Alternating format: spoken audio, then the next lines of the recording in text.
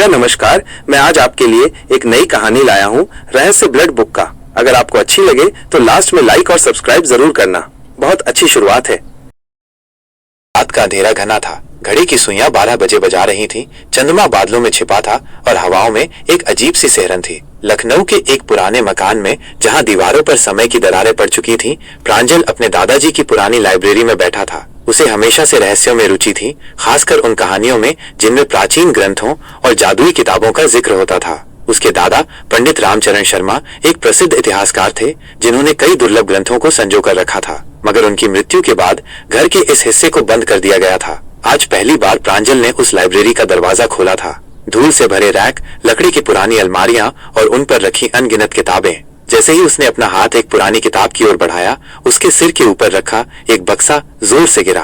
धूल का एक बड़ा गुबार उठा और जब धूल हटी तो उसकी नजर एक पुरानी लाल रंग की किताब पर पड़ी। ये किताब बाकी किताबों से अलग थी। उसका कवर खून जैसा गहरा लाल था और उस पर उभरी हुई सुनहरी लिपि में कुछ लिखा था, खून की किताब। प्रांजल का दिल तेजी से धड़कने लगा। दादाजी ने कभी इस किताब का जिक्र नहीं किया, उसने सोचा। उसने किताब को हाथ में उठाया। जैसे ही उसकी उंगलियां किताब के कवर से छुई, एक हल्की गर्मी महसूस हुई, जैसे किताब जिंदा हो। अंदर हल्की रोशनी में उसने पहले पन्ने को खोला।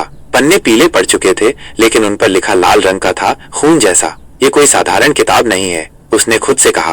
पहले पन्ने पर लिखा था, यह पुस्तक केवल उसी के लिए खुलेगी जो इसकी कीमत चुकाने को तैयार होगा। प्रांजल के माथे पर पसीना आ गया। कीमत? कैसी कीमत? वो आगे बढ़ना चाहता था, लेकिन अचानक कमरे की सारी मोमबत्तियां बुझ गईं। चारों ओर घना अंधेरा छा गया। कौन है? उसने घबराते हुए पूछा। तभी उसे किताब के पन्नों के बीच कुछ हलचल महसूस हुई। किताब के बीचों बीच एक धुंधली परछाई उभरने लगी। एक धीमी गूंजती हुई आवाज आई, तुमने मुझे जगा दिया है प्रांजल। कमरे में घना अंधकार छा गया था। प्रांजल की सांसें तेज हो गईं। उसके हाथ अब भी लाल किताब को थामे हुए थे, लेकिन उसकी उंगलियां धीरे धीरे ठंडी पड़ने लगी थीं। तुमने मुझे जगा दिया है प्रांजल। क्या तुम तैयार हो अपनी कीमत चुकाने के लिए? वही धीमी गूंजती हुई आवाज फिर सुनाई दी। प्रांजल ने घबराकर किताब बंद कर दी। जैसे ही उसने ऐसा किया, कमरे की मोमबत्तियां फिर से जल उठीं। हर चीज पहले जैसी लग रही थी, लेकिन हवा में एक अजीब सी सनसनाहट थी। उसका दिल जोर से धड़क रहा था। यह सब क्या था? किताब अब भी उसके हाथों में थी। उसके कवर पर खून जैसी चमक थी और उसके पहले पन्ने पर अब एक नई इबारत उभर आई थी, पहला रहस्य, रक्त और पहचान का बंधन। प्रांजल ने पन्ने को ध्यान से देखा। नीचे छोटे अक्षरों में कुछ लिखा था, जो इस किताब के रहस्यों को जानना चाहता है, उसे पहले इसका हिस्सा बनना होगा। प्रांजल के माथे पर पसीना आ गया। क्या इसका मतलब था कि उसे अपना खून देना होगा? रहस्यमय निशान और पूर्वजों का बंधन। अचानक उसकी कलाई में हल्की जलन महसूस हुई। उसने देखा कि उसकी त्वचा पर एक अजीब निशान उभर आया था, एक पुरानी लिपि में लिखा कोई शब्द। ये कैसे हुआ? उसने चौंक कर देखा। निशान धीमे धीमे चमक रहा था, जैसे कोई छिपा हुआ जादू जाग उठा हो। तभी कमरे की खिड़की जोर से खुली और एक ठंडी हवा का झोंका अंदर आया। किताब के पन्ने खुद ब खुद पलटने लगे और फिर 5वीं पंक्ति पर एक नाम उभर आया, अमृतलाल शर्मा।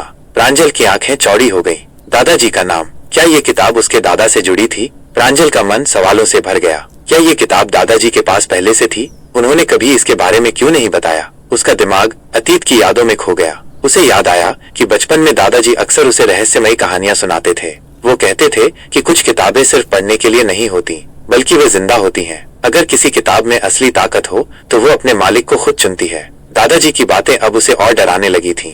खून का पहला सौदा और किताब का जादू। प्रांजल ने किताब को फिर से गौर से देखा। उसके अगले पन्ने पर एक खाली जगह थी, जैसे कुछ लिखा जाना बाकी हो। उसके हाथ में अब भी जलन हो रही थी। धीरे धीरे उसने अपनी उंगलियों को घुमाया। तभी एक हल्की खरोंच से उसकी उंगली से खून की एक बूंद टपकी। जैसे ही खून किताब के पन्ने पर गिरा, एक अजीब सी चमक उठी। शब्द खुद ब खुद पन्ने पर लिखे जाने लगे, स्वागत है प्रांजल, अब तुम हमारे बंधन का हिस्सा हो। किताब का पहला जादू हो चुका था।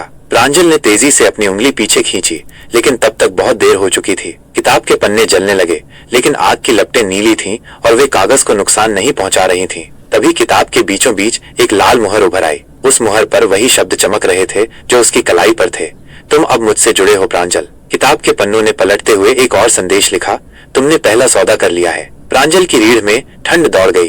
किसके साथ? उसके सवाल का जवाब तुरंत मिला, उनके साथ जो अब तक छुपे थे, उन आत्माओं के साथ जो इस किताब में कैद हैं। प्रांजल ने किताब झटके से बंद कर दी। कमरे में एकदम सन्नाटा छा गया। उसे महसूस हुआ कि वो अब पहले जैसा नहीं रहा। उसके भीतर कुछ बदल चुका था और अब वो इस किताब से अलग नहीं हो सकता था। लेकिन उसने क्या कर दिया था? अब आगे क्या होगा? ये कहानी अभी जारी है। आप इसके दूसरे भाग में